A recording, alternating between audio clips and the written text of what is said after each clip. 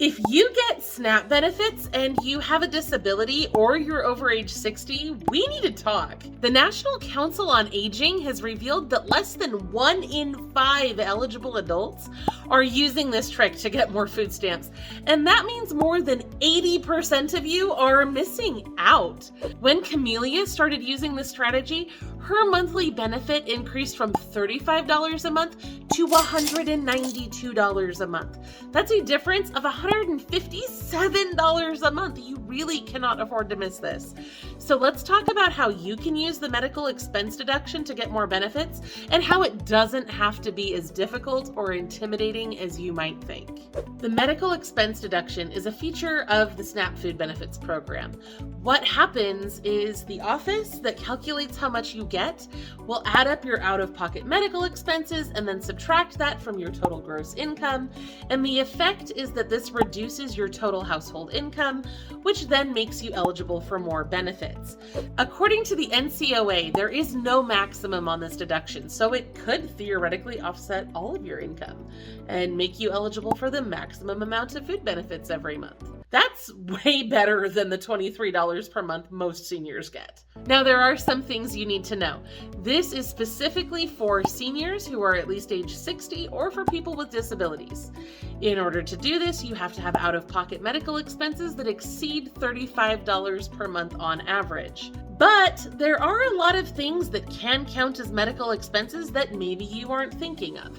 You may be eligible for this even if you think you're not. So according to federal regulations, there are a lot of things that can count for medical expenses. Medical care, dental care, hospitalization costs, nursing home costs, health insurance premiums, deductibles, and copays, including Medicare costs, dentures, hearing aids, prosthetics, service animals, including pet food and veterinary care for your service animal, eyeglasses, contacts, transportation and lodging, including a special mileage rate to and from the pharmacy and doctor's appointments and other things, attendant, home health aide, homemaker, or child care services required due to your age or disability, over-the-counter medications, including vitamins and supplements that are prescribed to you by a doctor, prescription drugs. Now, these are just the federal rules.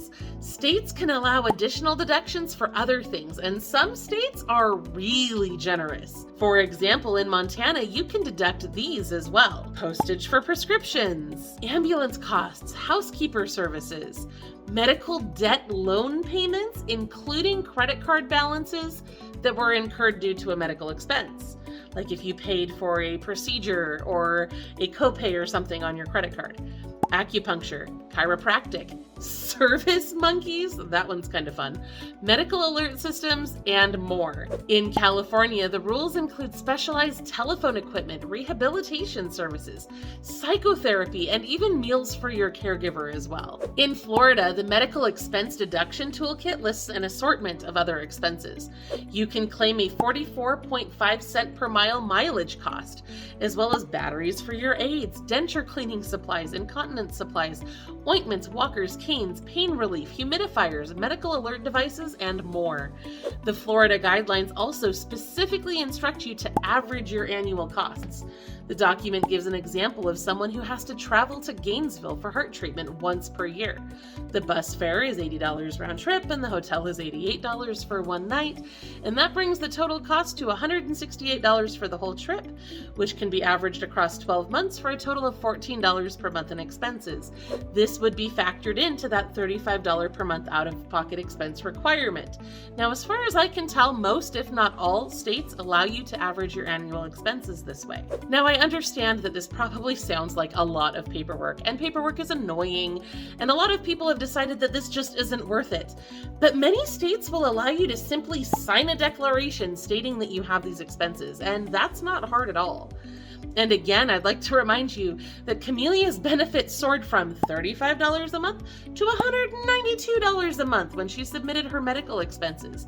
That's almost $2,000 more in food benefits a year, and that's a lot of money to miss out on. Now, obviously, your amount is going to depend on how much your household income is, and how much your medical expenses are, and what the maximum is for your household size, and all of this. The difference in your benefits could be more or less than what Camellia experienced, but you won't know for sure until you try. So how do you do it? How do you get these extra benefits? That's going to depend on what state you live in, unfortunately.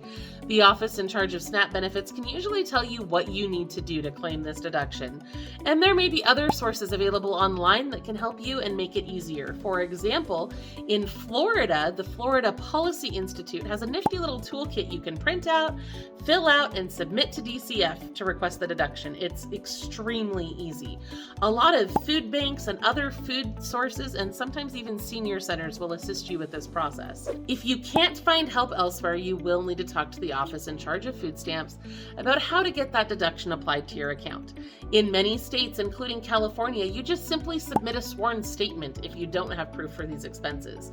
In Massachusetts, the state will accept a self-declaration of expenses up to $190 a month. If your expenses are more than that, you will be asked to provide receipts, bills, invoices, or other documentation.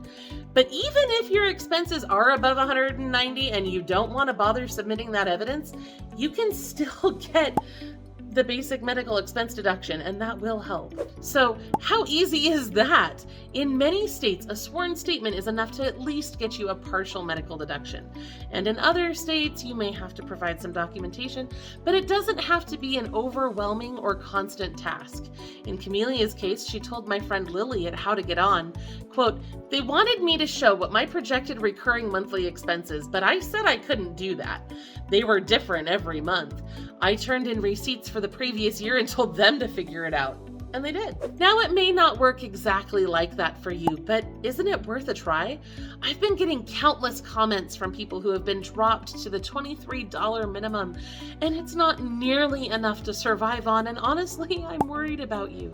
I know this deduction isn't perfect, and it can be a pain, but hopefully this solution can help you increase that a bit and get more of the food benefits that you need. In the meantime, please don't forget to check out our other videos about how to get free food for seniors. I'll see you there.